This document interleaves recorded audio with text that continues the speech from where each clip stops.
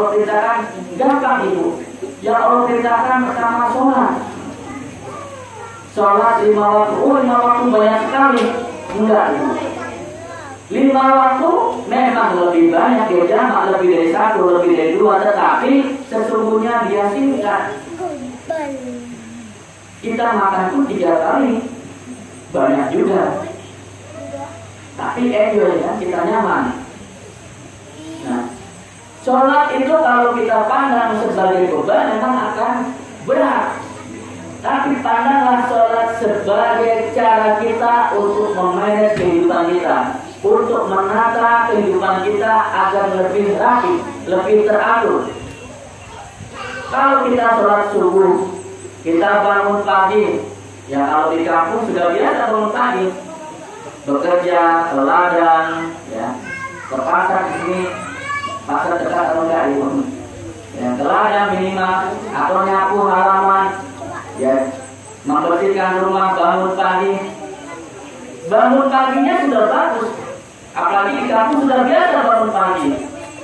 Sayang kalau kita cuma bangun pagi tidak sholat subuh.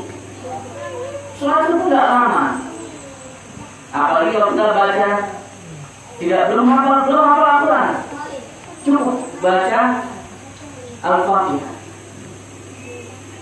Nggak apa-apa. Nah, sholat kita isi dengan sholat, kemudian kita beraktivitas, maka insya Allah ada keberkahan dalam kehidupan kita. Siang hari kita sholat lagi, sholat zuhur. Sholat zuhur ini tandanya kalau bayangan kita, tubuh kita berdiri di atas matahari, di bawah matahari, di bawah matahari, sudah muncul bayangan ke arah timur. Maka sudah masuk waktu zuhur. Jadi kalau jamnya mati, jangan jadikan jam itu sebagai ketentuan. Jamnya jam 12, ya jamnya mati kan.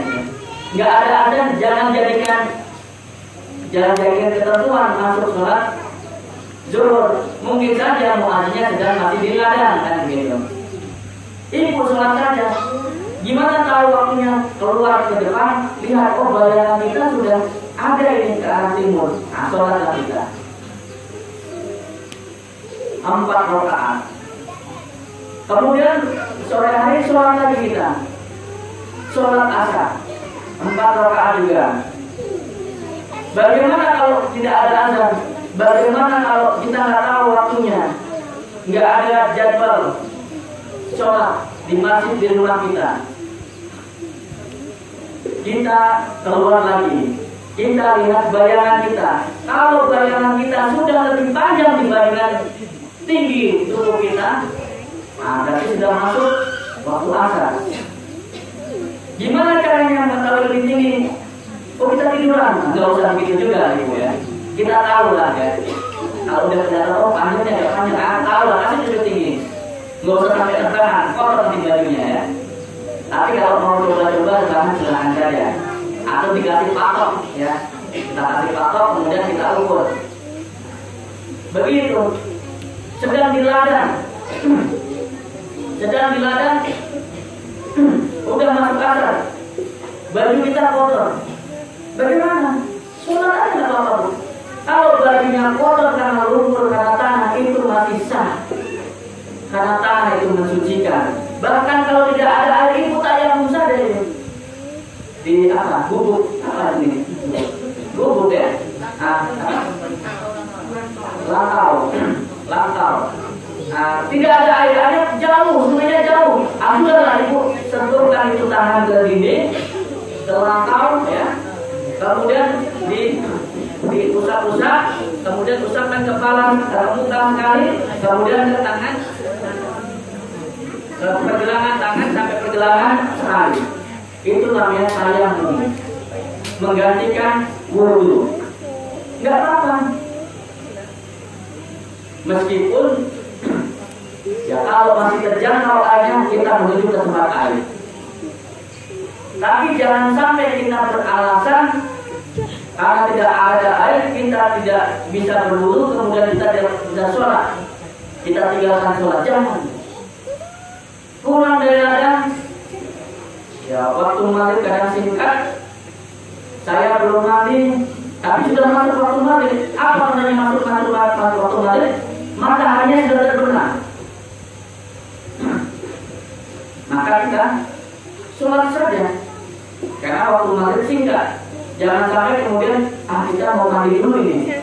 Habis kita mandi, waktu mandinya lewat.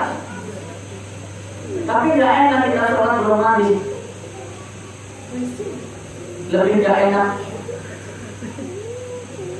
Ya, sholat tanpa mandi atau nggak sholat demi mandi.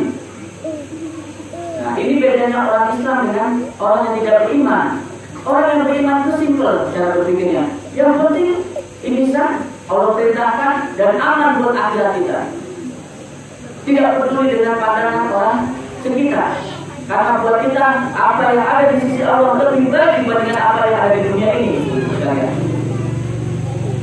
Nah, begitupun nanti kalau sudah gelap, masuk waktu asar, isya, kita sholat isya 4 rakaat. Begitu. Jadi titik yang pertama, sholat ini jangan kita tinggalkan. Saya nggak pernah lama-lama sholatnya, boleh nggak? Boleh. Yang penting rukunnya terlaksana semuanya. Takbiratul ihram, baca Al-Fatihah, kemudian rukuk, tumakninah semuanya sampai salam. Ya kita nggak bahas tata cara sholat karena ya, tentu sudah diajarkan oleh Ibu Asia atau dalam pengajian-pengajian rutin. Nanti bisa kita perdalam kembali.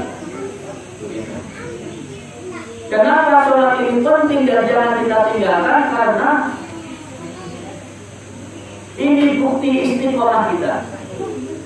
Tadi dikatakan qul amantu billah tsumma istaqim. Kemudian istiqomah. Karena kalau kita bisa melakukan sholat secara rutin, maka itu tanda kita istiqomah, kita komitmen, kita bisa menjaga konsistensi kita. Tidak lama-lama, 1 menit mulai nggak boleh. Yang penting sholat dan berharaplah pahala dari Allah.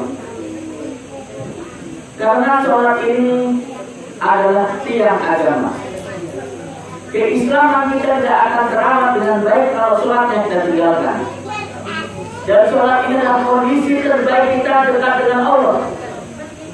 Dan kita tidak akan ditolong oleh Allah, tidak akan dimudahkan oleh Allah. Kita punya ladang tidak akan disyukurkan oleh Allah. Kita punya keluarga tidak akan diharmonisasikan oleh Allah. Kita punya anak tidak akan dibikin oleh Allah. Kita punya harta tidak akan dibikin cukup oleh Allah. Kita punya suami tidak akan dibikin baik oleh Allah. Kita punya rumah tidak akan dirawat dari kebakaran, dari bahaya dan sebagainya oleh Allah. Dan apapun itu, kalau kita tidak dekat dengan Allah. Jadi pentingnya kita sholat agar kita dekat dengan Allah, dan dengan demikian maka Allah akan menjaga kita. Ini sama dengan anak kita, ibu-ibu. Kalau kita punya anak dengan kita akan sayang sama dia. Kita siapkan makanan, ya, kita masakan, kita siapkan makanan dan sebagainya. Tapi kalau kita punya anak tidak dekat dengan kita, terserah dia, mau makan mau tidak, terserah, gitu kan? Begitu nggak tuh? Ada perasaan gitu nggak? Kalau kita punya anak tidak dekat sama kita, apalagi dia tahu tidak mau. Nah sama kita juga demikian. Kita